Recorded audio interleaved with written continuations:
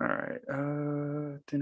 About damn time. Hold on. We had some technical difficulties. We had some things, but of course, we had to get saved a little bit, but it's okay. We are here right now, and that's all that matters. Yes, sir. So, ladies and gentlemen, children of all mankind, we are here with the first episode of Sports Mania.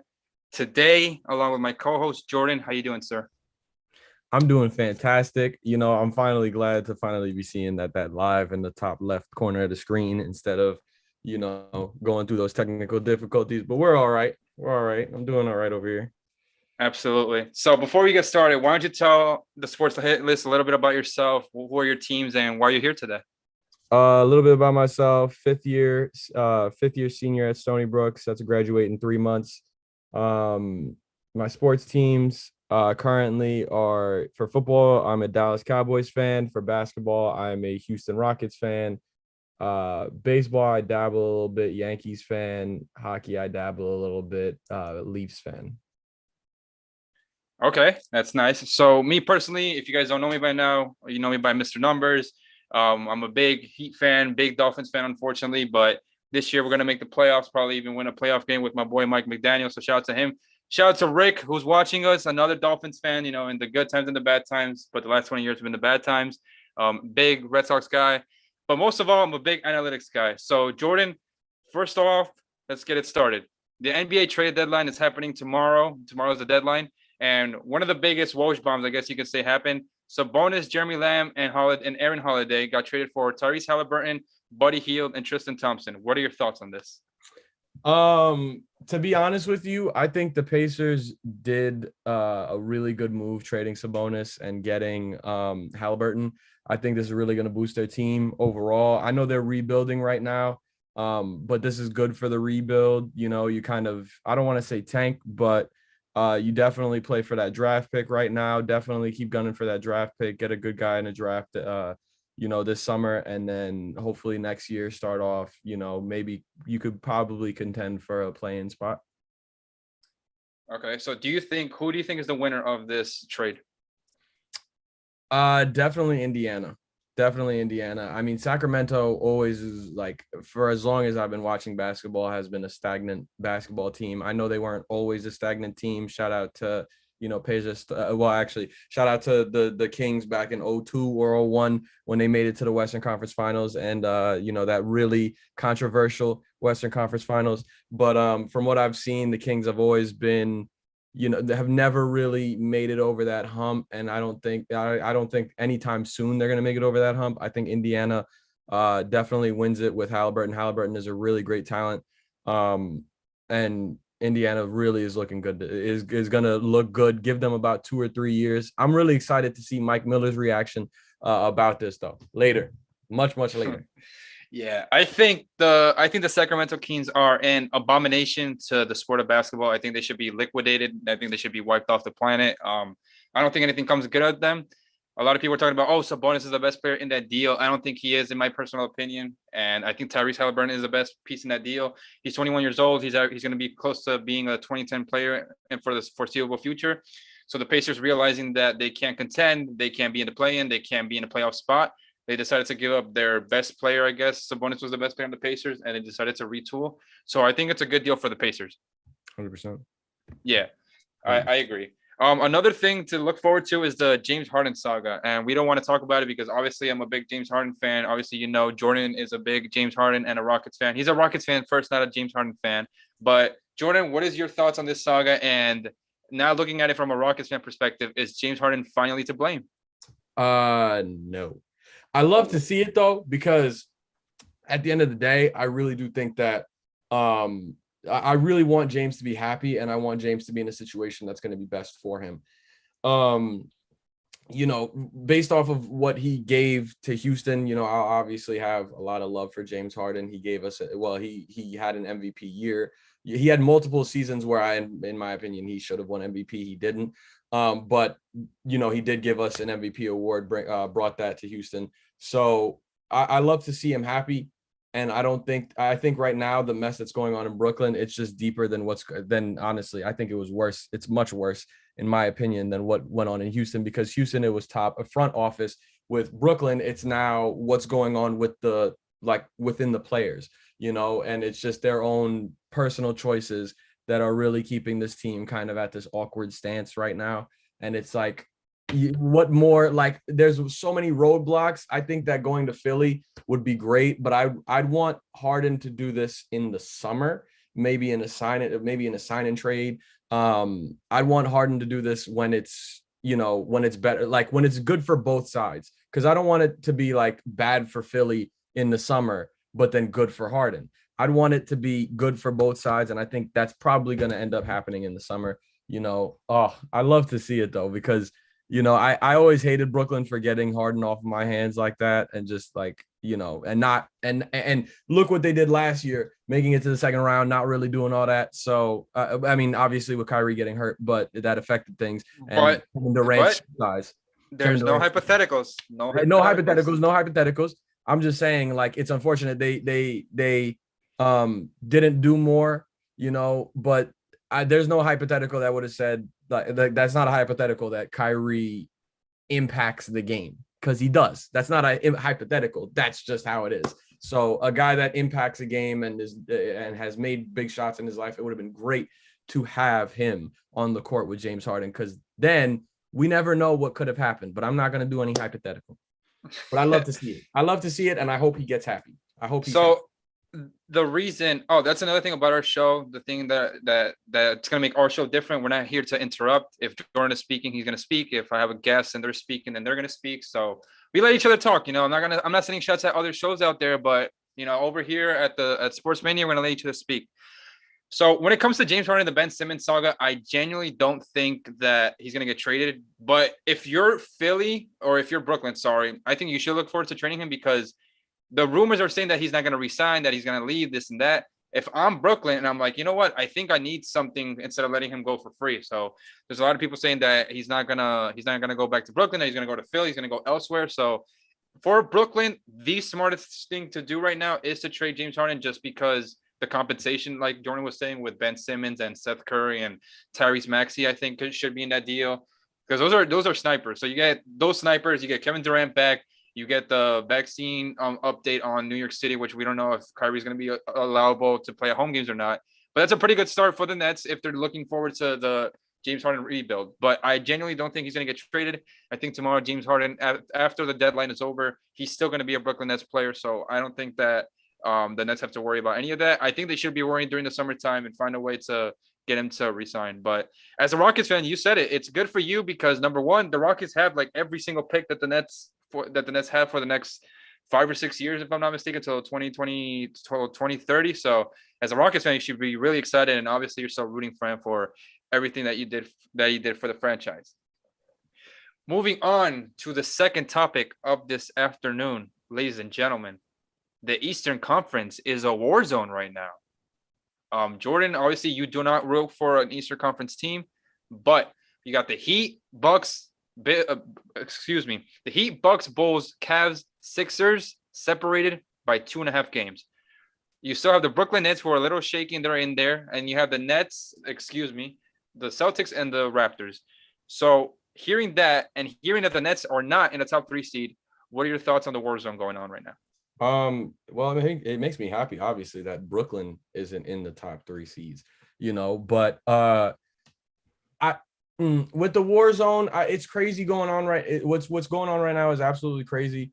I think, though, there's a clear general and there's a clear man amongst boys or teens. There's a clear like leader in that whole in the whole group of the East, and that has to be the Miami Heat. And I think obviously they get overlooked. I don't even want to look at you while I'm saying this because I already know how you're feeling about this, but yes, it's clear that, you've gone stretches without Kyle Lowry, Jimmy Butler, Bam Adebayo, Tyler Hero, and these are literally the cornerstones of your basketball team. So, and then for you to still manage to be the number 1 seed, I mean, that goes on to speak volumes about Eric Spoelstra. And I have to apologize to Eric Spoelstra for all those, because I remember I used to slander him back in 2013 that said he wouldn't go back to back if it wasn't for LeBron. And you know what? I mean, I'm just saying he knows how to carry a basketball team. He knows how to lead a basketball team. So I think definitely Miami is that man amongst boys, but don't get it twisted. I'm not saying that Milwaukee and Philly are not two teams to not look out for. I mean, they're definitely right behind you in the case. But I just think when you look at Miami's situation, it definitely is super impressive compared to the other two situations, with having literally being the former champion, and then Philly is always known for being like a hype team during the regular season. So Miami, it's really Miami's that team. They're that team in the East right now. And Chicago, I'm not really paying attention to Chicago. No disrespect. I'm not really paying attention to Chicago that much. I mean, Lonzo and why am I forgetting his name? Levine, like Lonzo and Levine. Like, I don't think, when push comes to shove, I don't really know what it's going to be like, but I see when push comes to shove, Miami's there. When push comes to shove with Philly, I guess, Ben Simmons, he's gone. But Ben Simmons is having these issues. Well, he's having mental health problems, and I'm never going to make fun of him for that, because obviously men's mental health and mental health in general for both men, women, and non-binary people is very important. But at the end of the day, he's not there with the basketball team, and that is a tough situation. But I am very, very, very happy that Philly and Brooklyn really aren't two teams that I have to sit there and worry about. I'm just upset that it has to be Miami, that's doing well, because I guess you get to smile while your team is number one in the East, while mine is 15th in the West. So, it's unfortunate. But yeah, that's. So when it comes to the Eastern Conference right now is a war zone. I'm not saying I fear the Nets. I'm not saying we could beat them, but if that team gets healthy, obviously, in my opinion, they're the team to beat, and I don't think anyone would want to deal with them. But it goes to show that basketball is beyond superstars. Like, you can have every superstar in the world. You can have the 0-1 Lakers. You can have the Golden State Warriors, but coaching plays an important part. And I've said this numerous times on other shows, but I don't think people realize how important coaching is. And like, you can have all the superstars in the world, but if you don't know how to coach them, you're not doing anything. Steve Nash, tomorrow, he should be working at TJ Maxx or something, because he is not an NBA coach. He doesn't know how to rotate. He doesn't elevate his players. He doesn't know their strengths and weaknesses. And me personally, I'm all for player coaches, and people know that. But Steve Nash, he should be working at, I don't know, Stop and Shop, any local store, because Walmart maybe, Costco maybe, because he should not be an NBA coach, period.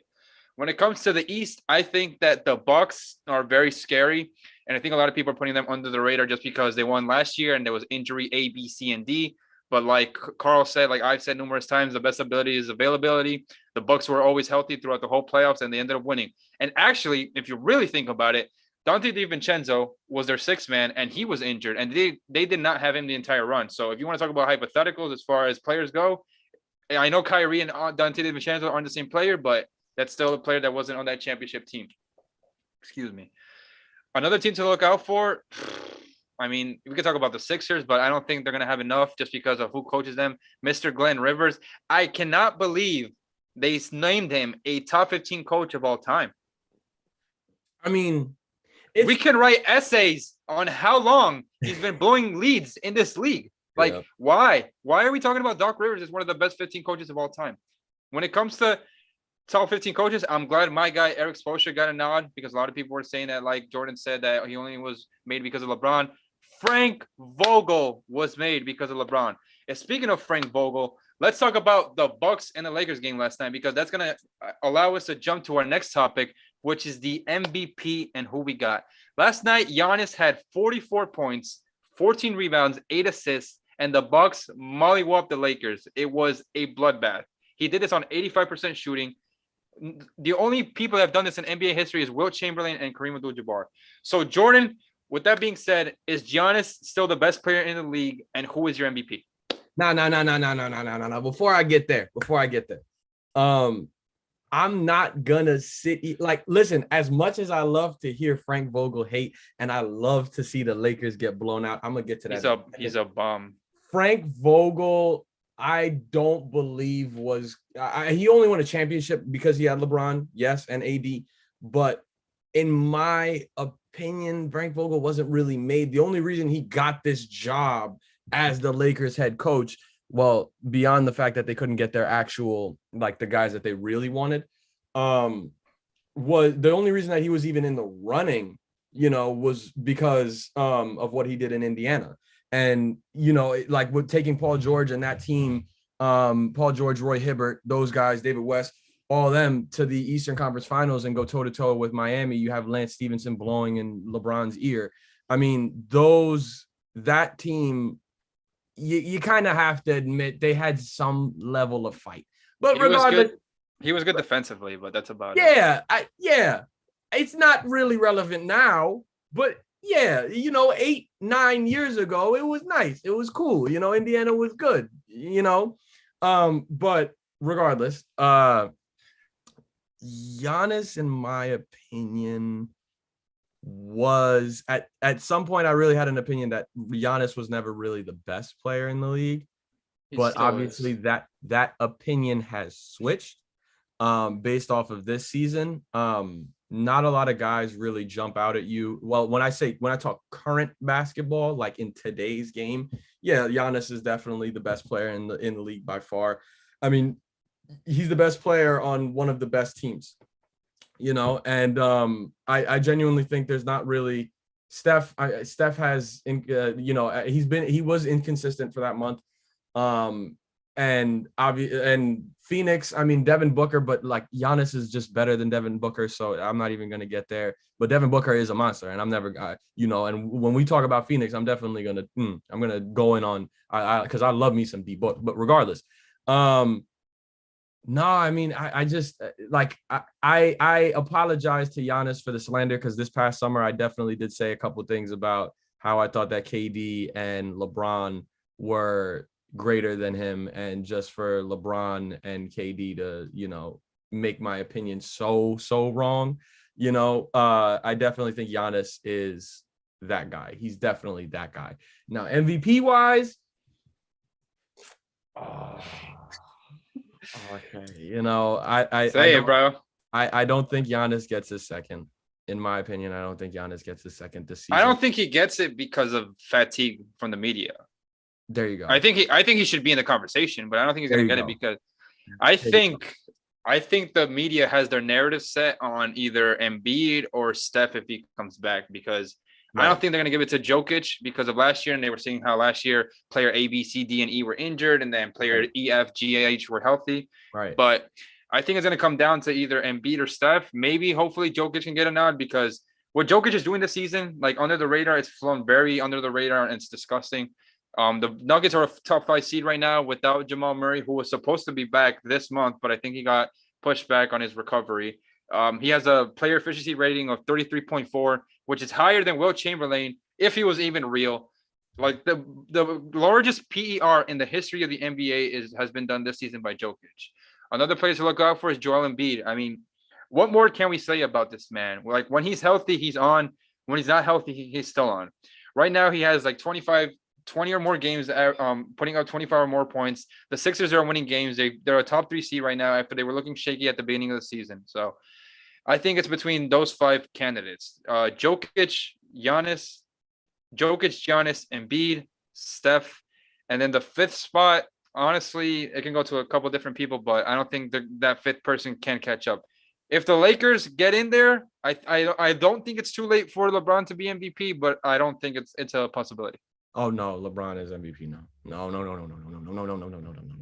No, God no. But yeah, that's why I'm really leaning towards Embiid, because out of all the teams, there's really one guy that's like the standout guy. And I know Giannis is a standout guy, where it's just like when you look at Milwaukee, it's Giannis, and then all the way you drop down, it's like Chris Middleton. You know what I mean? So, but when you look at now in today's game, I'm definitely like, if the season were to end today, and I hate ifs, I'm not going to use an if, but season ends today, Embiid wins MVP. 100,000%. I think so too. I think Jokic and Steph definitely do remain in that talk for conversation. I don't know where the hell Ja Morant came from some people. I'm not gonna but I'm not gonna like I love Ja. No. Don't get me wrong. Don't No. get me wrong. Don't get me Nah, wrong. man. I love Ja Morant. I love Ja Morant. I think he's explosive. He makes this game way more interesting, right? But no, definitely not. No, I'm sorry, no. But Ja Morant needs a hater. I think I'm gonna be that guy too. It seems like I think he needs a hater, bro. I don't know. No. But let's get to the comment section, ladies and gentlemen. We have someone in the comment section talking about Harden playing on one leg with no Kyrie, but it's KD's fault they lost the series. But Bucks missing DiVincenzo was an if, man. I don't think this gentleman understood what I was trying to say. Number one, you said Harden. We can shout him out. Shout out. No. We're gonna be anonymous. Say the names. We're gonna be say names. I say names. Manny. Listen. Yeah, there we go. Manny, you said Harden played on one leg. Like Carlos said, was he on the court? Yes, Harden was on the court. Was he 100%? That's not for us to figure out. That's for them to figure out. Harden was on the court. He was playing. He's going to go down as a game played. Simple. I never compared DiVincenzo to Kyrie. All I was saying was that the Bucks did not have their sixth man. I didn't call him an all-star. You're putting words in my mouth. Do not do that. If you want, we can get the hands. What was the other thing you said? Giannis healthy, no Drew Holiday on one leg Middleton. That's another if. That's another hypothetical. The facts were that Giannis literally went inside Barclays Center and hung his nuts on the Nets in overtime and in regular time. And he went and he dropped 50 points in game 6 of the NBA Finals. So he deserves to be the best player in the league, whether you like it or not. I'm sorry.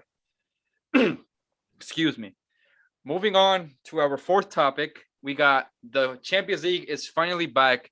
Ladies and gentlemen, if you do not like soccer, football, whatever you want to call it, this is the week where all the casuals tune in. Given that the World Cup is in December, November, unfortunately this year is the Winter World Cup. We are going to have a lot of coverage on this show to get you guys related to it because the Team USA, they look like they're going to have a solid team. They look like they're going to be contending, hopefully reach the round of 16. But the first game is PSG Real Madrid. And a lot of people don't realize this, but Messi, who is one of the best players in the history of the sport, some might say he is the best, is returning to play his son. You know, he dominated us for so many years, and it's nice to see. It's always good to play against him. So, Jordan, seeing that this is the first match out of the break, what are we thinking? I love that has to be the first match, Real Madrid PSG. Definitely, that's going to be the eye catcher. I mean, that literally out of all the other games that are going on in the round of 16, that's the one that really is going to open a lot of people up to watching Champions League football finally. First of all, but don't get me wrong. Real Madrid wins on aggregate, 100,000%. Wait for the second leg. I'm telling you, I think they probably win 3-2 on aggregate. 3-2 on aggregate. I'm taking Real Madrid. So I don't think that there's no away goal this year. That's the problem. So home field doesn't mean anything. Yeah. If they're tied on aggregate, they're going to overtime regardless, or extra time, excuse me. Yeah, it changes everything.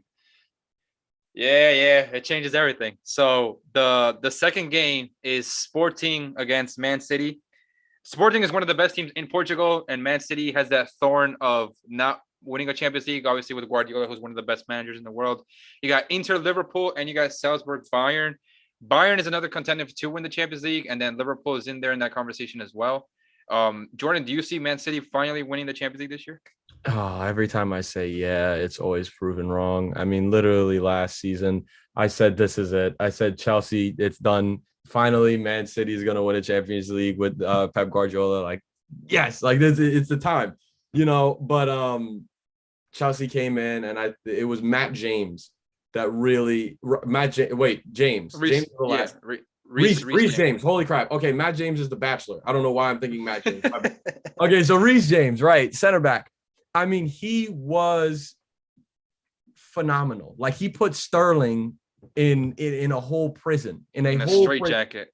A straight jacket. It was actually insane to watch because, I mean, that game was that final was really, really good because, you know, the last few, I haven't seen a good like a really, really good nail biting Champions League final since Real Madrid won the last one with Cristiano, right, when Sergio Ramos hurt what's his name, Salah.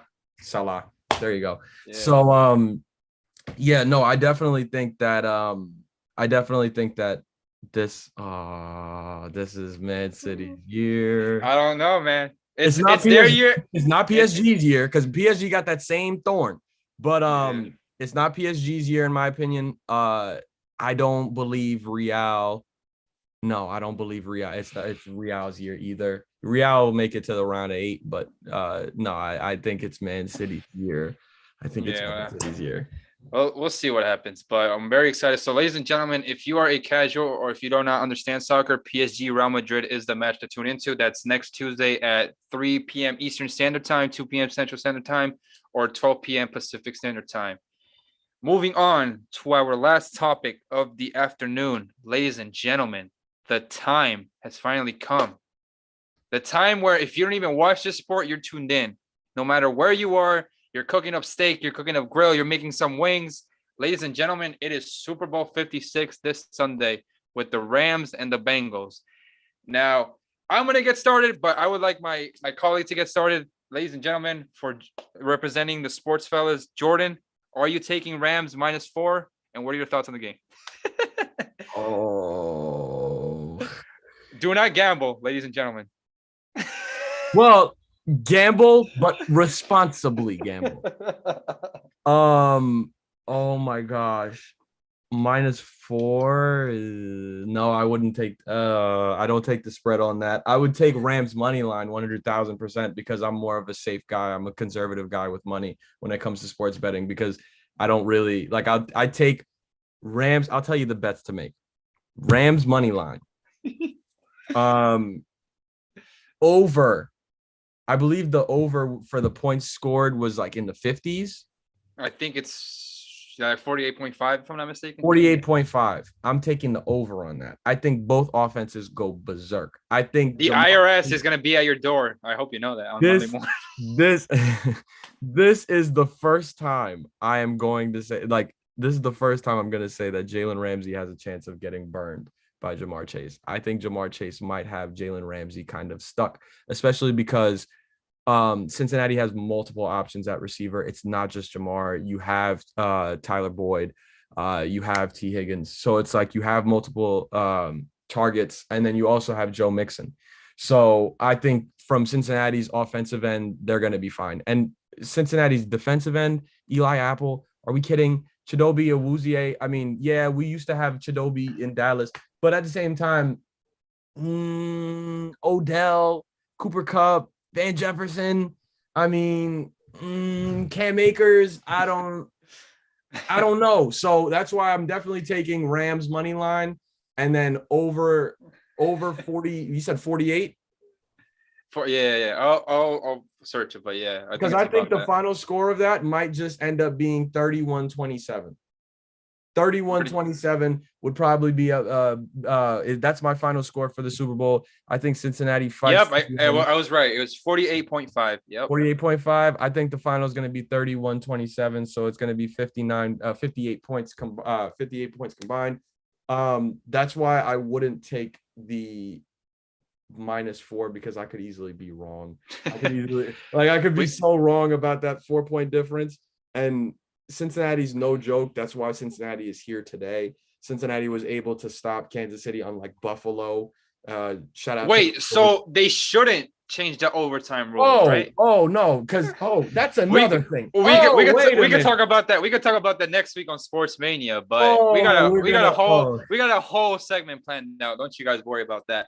But I do want to give a shout out to Rick for being in the comments. He's saying, please gamble on FanDuel, of course, but always responsibly. My man Rick is finally happy. He's always expressed how happy he is at his new job. So shout out to Rick for choosing himself, for choosing his kids, for choosing his mental health first, because that means a lot to me personally, knowing Rick for a couple years now. So God bless him and God bless his beautiful family. Rick, I also want to give a shout out. I want to give a shout out to Rick because at first, the first way that I got introduced to Rick was through Facebook when the Lakers got eliminated to the Suns in 6, and I talked a lot, and me and Rick got off on like this beef, and then it was just like, you know what, this is a real cool dude, and he, you know, he's funny. Like he had me like that was one time. Like normally, whenever I get into those little spats on Facebook, like I'm actually sitting there and I'm like serious. Like you can't make me laugh.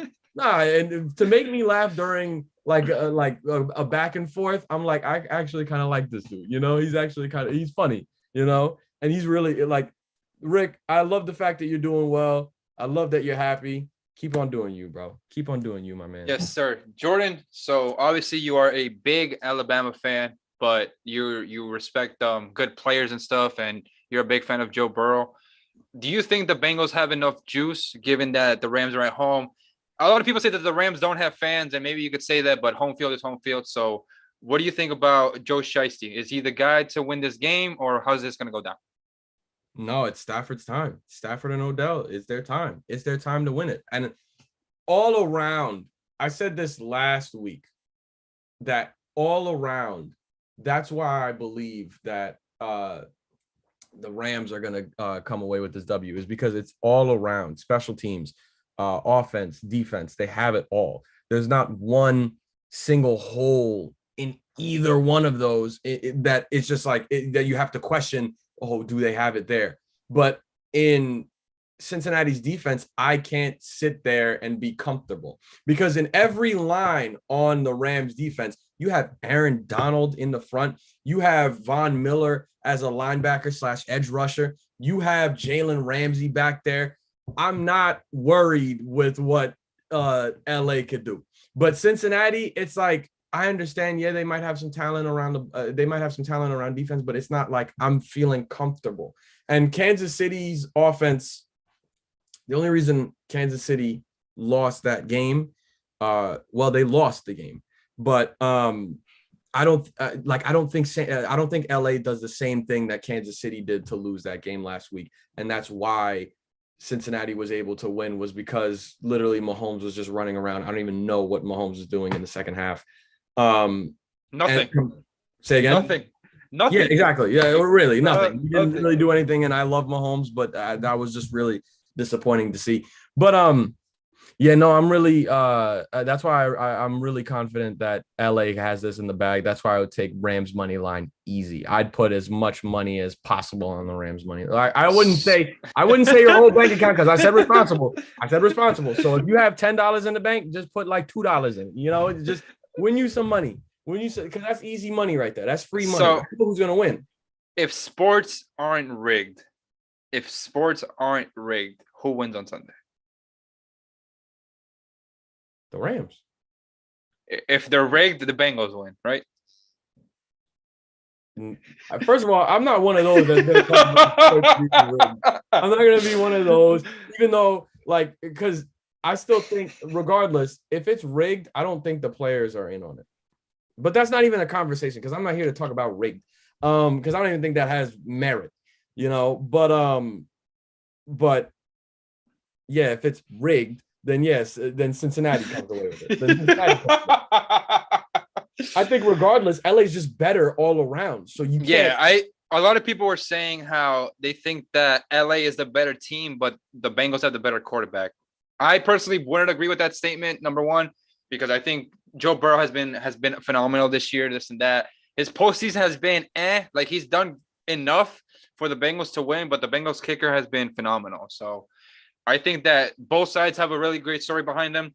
Matthew Stafford, 365 days after he was traded, he's in the Super Bowl. Joe Burrow, 450 days after his injury against the Packers back in November of 2020, he's in the Super Bowl.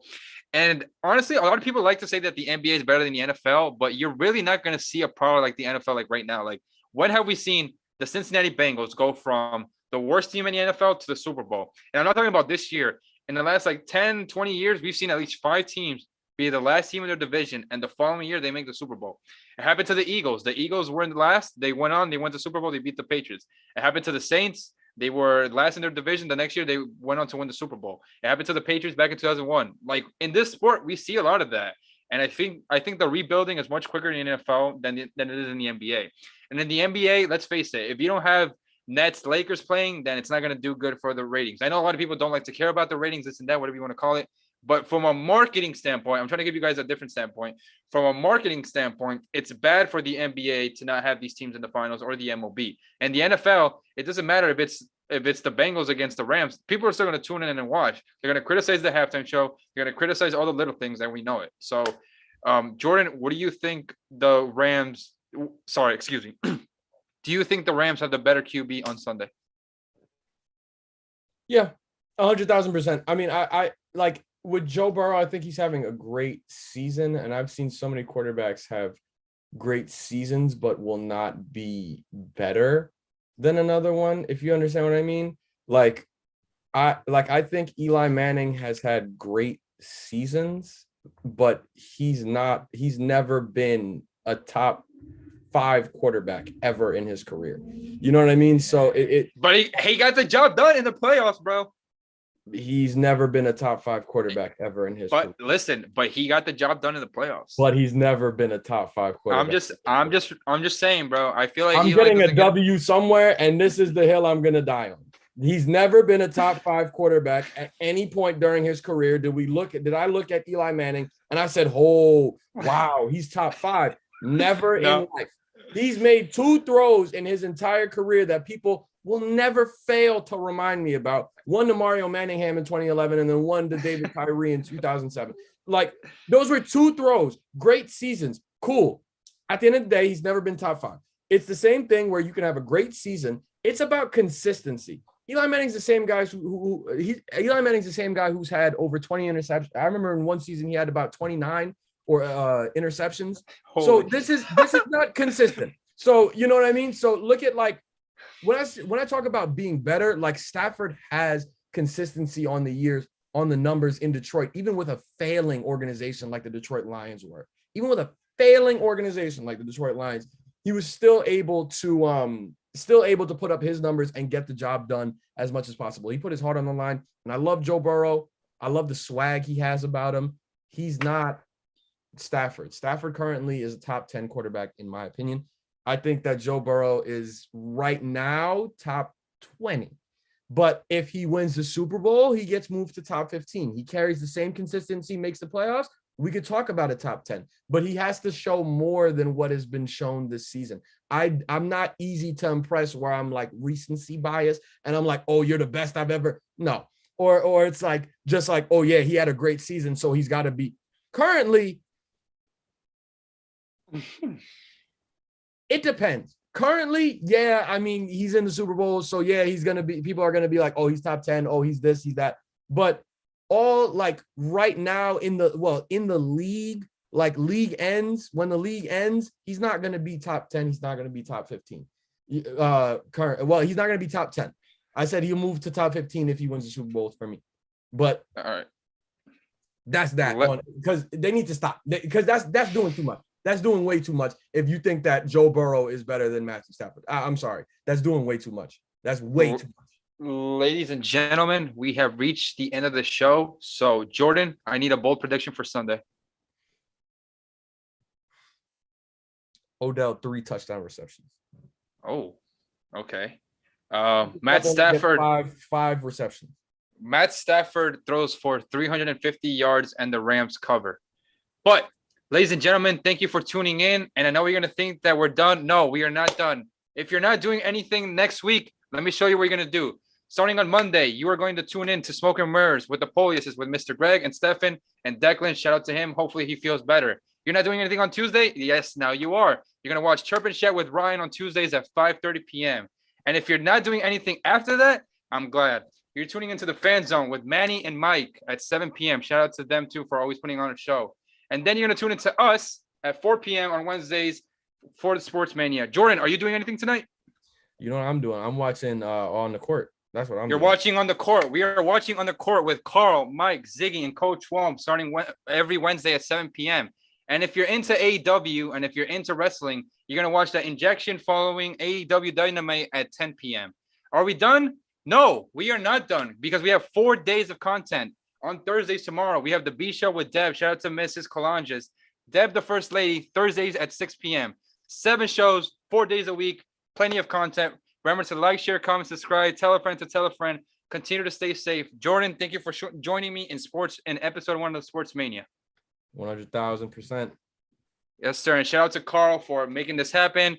And, there's a lot of NBS out. There's a lot of NB people out there. There's a lot of haters, but We keep it pushing, and we're gonna continue to ball. Stay safe, everyone, and we'll see you on the court in about 2 hours. Peace.